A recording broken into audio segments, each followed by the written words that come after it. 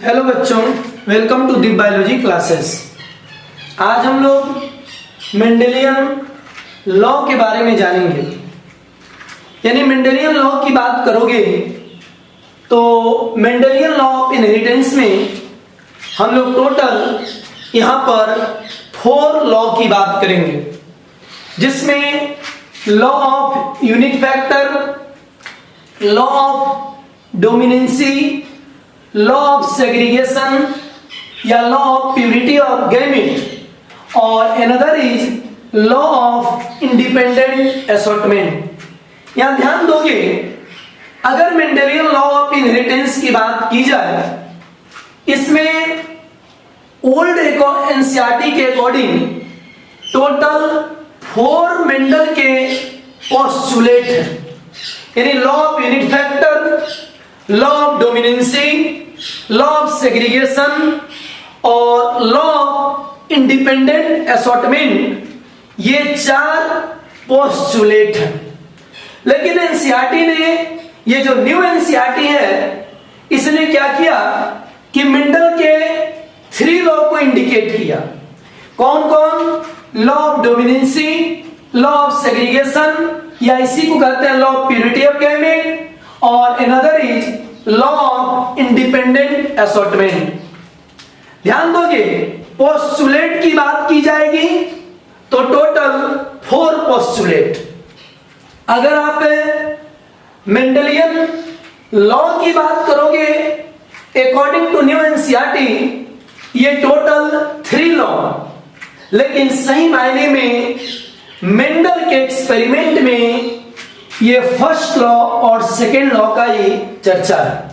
इसीलिए मैंने यहां पर इंडिकेट कर दिया कि 2 main law of Mendel on the basis of, क्या कहिएगा, ऑर्डर ऑफ देयर रीडिस्कवरी, और एनसीईआरटी के अकॉर्डिंग 3 मेंडेलियन लॉ और टोटल 4 पोस्टुलेट। लेकिन यहां पर क्वेश्चन उठता है कि लॉ ऑफ यूनिट फैक्टर क्या है। गौर करिएगा, law of unit factor, that means one factor control only one character, one factor control only one character, या one pair factor control one pair contrasting character. जैसे capital T control tall, small T control dwarf, capital R control violet या red, small R control white.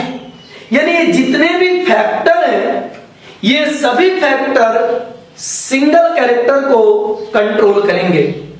वही कहता है law of unit factor, Mendel considered factors, क्या कहिएगा, are क्या कहिएगा, discrete unit. That means one factor या units control one unit character. Hence चूंकि वन फैक्टर जैसे कैपिटल टी अगर टॉलनेस को कंट्रोल करेगा तो वन पेयर यूनिट, यानी कैपिटल टी और स्मॉल टी पेयर अगर कहेंगे तो टॉल और ड्वार्फ को किया, या टॉल विथ रेड की बात हम करें तो कंट्रोल वन पेयर, क्या कहिएगा, कंट्रास्टिंग कैरेक्टर। यानी 2 alternate form of each genotypic characters, जैसे कि one pair of allele of gene control one pair of contrasting character. जैसे आप ध्यान दोगे, ये कैपिटल टी है ना, ये ऑलवेज कंट्रोल करेगा किसको, टॉलनेस को। स्मॉल टी ऑलवेज कंट्रोल, क्या कहिएगा, आपका ऑलवेज कंट्रोल किसको भाई, ड्वार्फनेस को। यदि कि one factor control only one character, या one pair factor control one pair character, तो ये कहता है मेंडल का लॉ ऑफ यूनिट फैक्टर। इन्हीं बातों को, अच्छा एक सेकंड आता है आपका लॉ ऑफ डोमिनेंसी।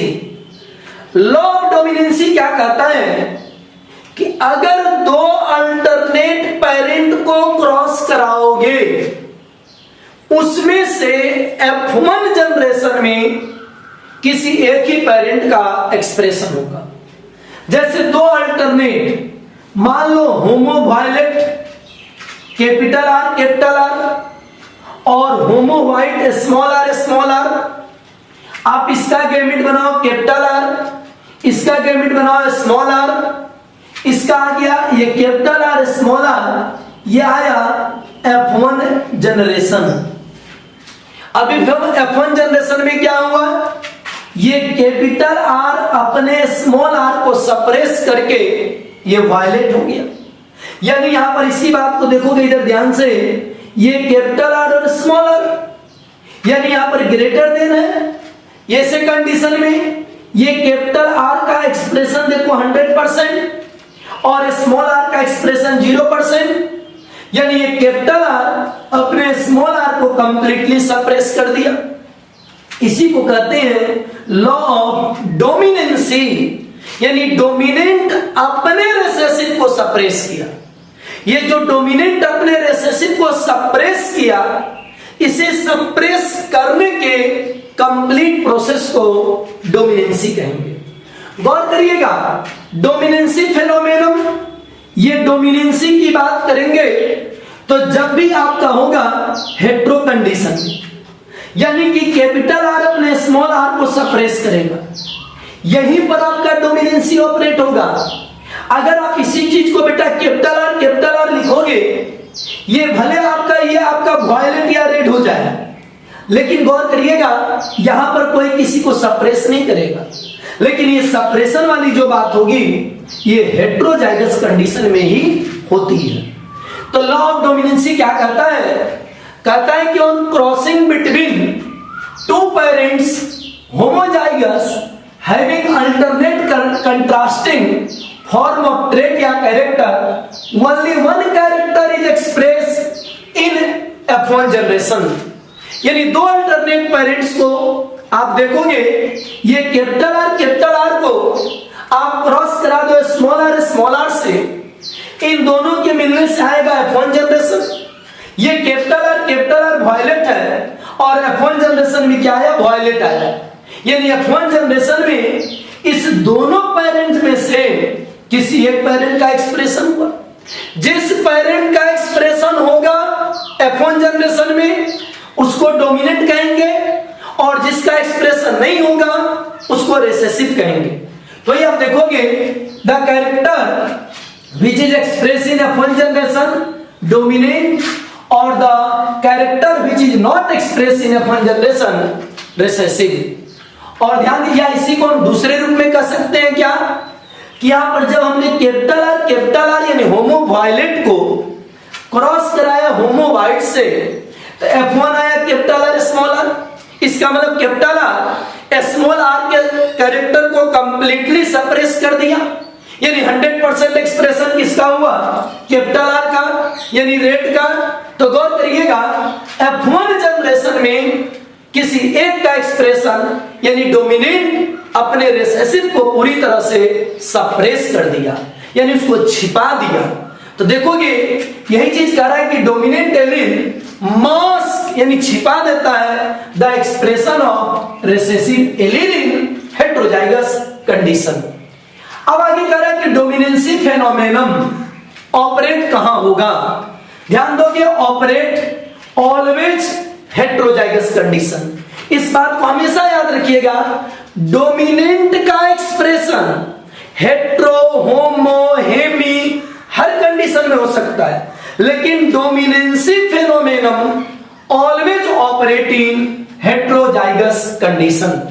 यानी वही 2n equal to diploid by ploid होगा, यानी हेट्रोजाइगस कंडीशन में ओनली, और नेवर ऑपरेट होमो में कभी नहीं होगा, या हेमीजाइगस कंडीशन में भी आपका डोमिनेंसी फेनोमेनन कभी भी ऑपरेट नहीं होगा। जब भी ऑपरेट होगा तो हेट्रोजाइगस कंडीशन में। लेकिन क्वेश्चन आता है कि डोमिनेंट कहां एक्सप्रेस होगा, तो गौर करिएगा dominant allele can express all condition that means आपका 2n इक्वल टू 2x यानी बाइप्लॉयड इक्वल टू डिप्लॉयड, यानी चाहे होमोजाइगस कंडीशन हो चाहे हेट्रोजाइगस कंडीशन। देखो आप कैपिटल आर ये भी आपका वॉयलेट होगा, डोमिनेंट का एक्सप्रेशन हुआ, और कैपिटल आर स्मॉल आर यहां पर भी डोमिनेंट का एक्सप्रेशन हुआ। यानी डोमिनेंट का एक्सप्रेशन दोनों में हो सकता है, लेकिन डोमिनेंसी जब भी ऑपरेट होगा तो गौर करिएगा हेट्रोजाइगस कंडीशन में। वही कह रहा हेमीजाइगस कंडीशन में भी कर सकता है। और रिसेसिव, चूंकि रिसेसिव क्या है, स्मॉल आर है, यानी ये व्हाइट, ये ऑलवेज एक्सप्रेस इन क्या कहिएगा होमोजाइगस या नहीं तो हेमी आपका जाइगस कंडीशन में। लेकिन हेट्रोजाइगस कंडीशन में कभी भी आपका सो कॉल्ड रिसेसिव का एक्सप्रेशन नहीं होगा। तो ये आपका इसका एक्सप्लेनेशन है। यहां देखोगे तो डोमिनेंसी क्या बोला, जहां पर डोमिनेंट एलील अपने रिसेसिव को कंप्लीटली सप्रेस कर दे, इसी को कहते हैं डोमिनेंसी। लेकिन आगे हम जानेंगे कि पोस्ट मेंडेलियन लॉ में 3 ऐसे आएंगे जो कोडोमिनेंसी, इनकम्प्लीट डोमिनेंसी और स्यूडो डोमिनेंसी। ये जो है एक्सेप्शन ऑफ किसके हैं, आपका लॉ ऑफ डोमिनेंसी के। अब इसके बाद हम लोग देख लॉ ऑफ सेग्रीगेशन की बात अगर करेंगे तो लॉ ऑफ सेग्रीगेशन या प्योरिटी ऑफ गैमेट क्या बोलता है।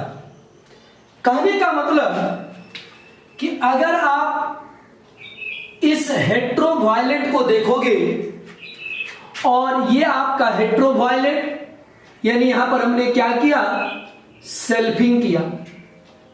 इसमें कैपिटल आर स्मॉल आर बहुत दिनों तक एक साथ है, ये भी कैपिटल आर स्मॉल आर बहुत दिनों तक एक साथ है।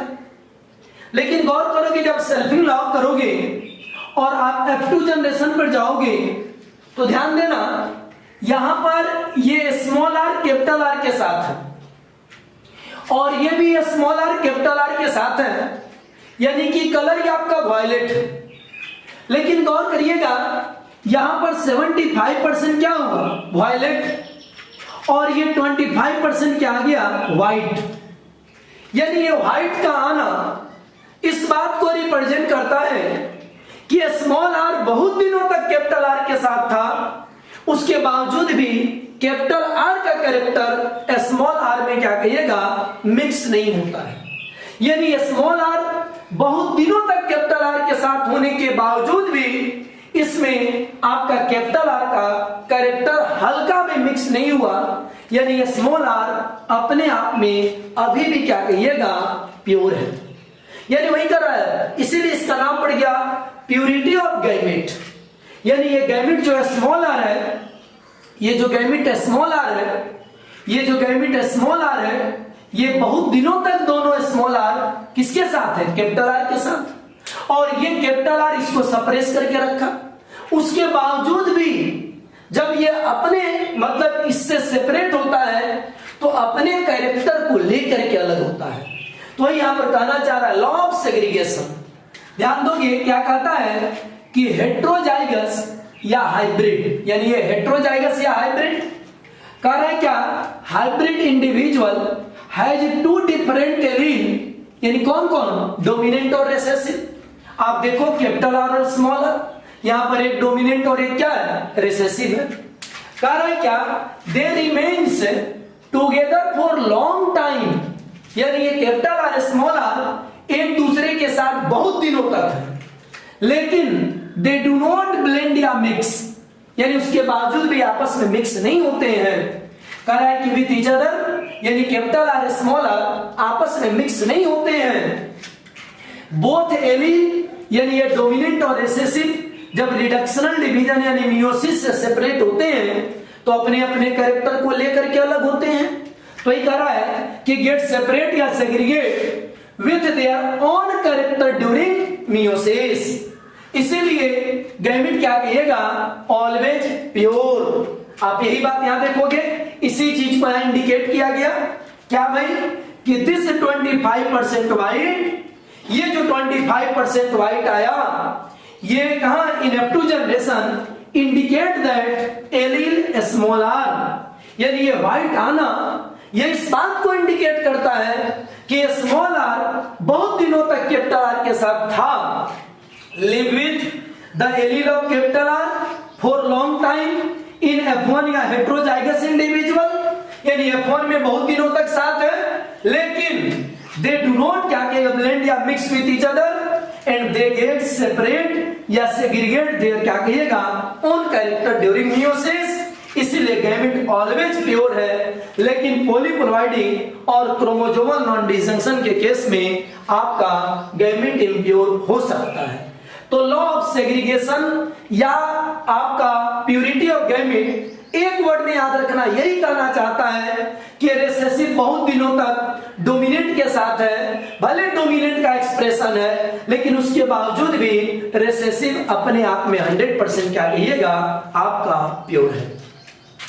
अब आता है लॉ ऑफ इंडिपेंडेंट, मतलब हम तुम पर डिपेंड नहीं है, हम जिसके साथ चाहेंगे उसके साथ आसानी से रह सकते हैं। आप देखो यहां पर कह रहा है कि कैपिटल टी के साथ कौन है कैपिटल आर, स्मॉल टी के साथ कौन है स्मॉल आर। होना क्या चाहिए कैपिटल टी के साथ कैपिटल आर को हमेशा रहना चाहिए और स्मॉल टी को स्मॉल आर के साथ हमेशा रहना चाहिए, लेकिन कहता है नहीं, ऐसा नहीं होता है। अगर ये कैपिटल टी के साथ कैपिटल आर है और स्मॉल टी के साथ स्मॉल आर है तो ये अगर चाहेगा तो कैपिटल आर स्मॉल टी के साथ भी जा सकता है और स्मॉल आर कैपिटल टी के साथ भी जा सकता है। यही तो कहता है लॉ ऑफ इंडिपेंडेंट, यानी हम तुम पर डिपेंड नहीं है। और याद हमेशा रखिएगा कि लॉ ऑफ इंडिपेंडेंट असॉर्टमेंट जब भी फॉलो करेगा या तो डाई हाइब्रिड या ऑनवर्ड क्रॉस, मोनो हाइब्रिड में कभी भी फॉलो नहीं करेगा। यही देखोगे लॉ ऑफ इंडिपेंडेंट असॉर्टमेंट क्या कहता है कि एट लिस्ट डाई हाइब्रिड या onward cross must to be explain क्या कहिएगा दिस लॉ। इस बात को याद रखिएगा। और नेक्स्ट पॉइंट क्या कहता है कि when two parents differs from each other, देखो टॉल विथ क्या कहेगा वायलेट है और यहां पर आपका टॉल विथ व्हाइट है, क्या कर रहा है रिगार्डिंग क्या कहेगा टू या more pair of contrasting character, two या मोर यानी डाई या ऑनवर्ड क्या कर रहा है देन इनहेरिटेंस क्या कहिएगा of one pair of character is independent, यानी वन पेयर यानी ये आपका इंडिपेंडेंट है, ये किसी के साथ भी जा सकता है, हाँ लिंकेज केस में छोड़ करके। तो दैट ऑफ द क्या कहिएगा other pair of contrasting character, दूसरे के साथ भी जा सकता है। आप देखोगे ये F1 आया, ये आपको पता है कि टॉल विथ आपका वॉयलेट होगा, लेकिन आप नेक्स्ट जनरेशन में देखिएगा ये इफेक्ट दो पॉसिबिलिटी बनी पेरेंटल क्लास और रिकॉम्बिनेंट क्लास की। देखोगे ये टॉल के साथ क्या आना वॉयलेट आना और ये ड्वार्फ के साथ क्या आना व्हाइट आना, ये आपका देखोगे ये दोनों पेरेंटल क्लास है। बट ये टॉल के साथ व्हाइट आ जाना और ड्वार्फ के साथ रेड वॉयलेट आ जाना ये क्या है रिकॉम्बिनेंट। क्यों आया ड्यू टू क्रॉसिंग ओवर, यानी कहा कि नहीं हम तुम पर डिपेंड नहीं है, यानी कि ये कैपिटल टी हमेशा कैपिटल आर के साथ नहीं होगा, ये स्मॉल आर के साथ भी जा सकता है और small R always capital T के साथ नहीं, स्मॉल टी के साथ नहीं होगा, वो कैपिटल टी के भी साथ जा सकता है लेकिन लिंकेज को छोड़ के। तो ये हमारा मेंडेलियन लॉ ऑफ इनहेरिटेंस था बेटा। इसमें हमने 4 लॉ की बात की। सबसे first law of unit factor, one factor control one character, यानी या one pair factor control one pair character. इसका लॉ ऑफ डोमिनेंसी, डोमिनेंट अपने रिसेसिव को कंप्लीटली सप्रेस कर देता है, यानी डोमिनेंट अपने रिसेसिव को मास छिपा लेता है, ये law of dominancy. Law of segregation, यानी ये रिसेसिव डोमिनेंट के साथ बहुत दिनों तक है, उसके बावजूद भी डोमिनेंट का कैरेक्टर रिसेसिव में मिक्स नहीं होगा। और लॉ ऑफ इंडिपेंडेंट असॉर्टमेंट, हम तुम पर डिपेंड नहीं है। और डोमिनेंसी का याद रखना, आपका क्या कहते हैं कोडोमिनेंसी, आपका इनकम्प्लीट डोमिनेंसी, स्यूडो डोमिनेंसी, ये हम लोग इसके जस्ट बाद वाली जो वीडियो आएगी पोस्ट मेंडेलियन लॉ हम लोग इसमें देखते हैं। और आज यहीं तक। अगर ये आप लोग को वीडियो समझ में आई हो तो इसे लाइक करें, शेयर करें, सब्सक्राइब करें और बेल आइकन को ऑन करें, जिससे न्यू वीडियो अपलोड होते ही इसका नोटिफिकेशन आप लोग को मिल जाए। तब तक के लिए धन्यवाद, अलविदा।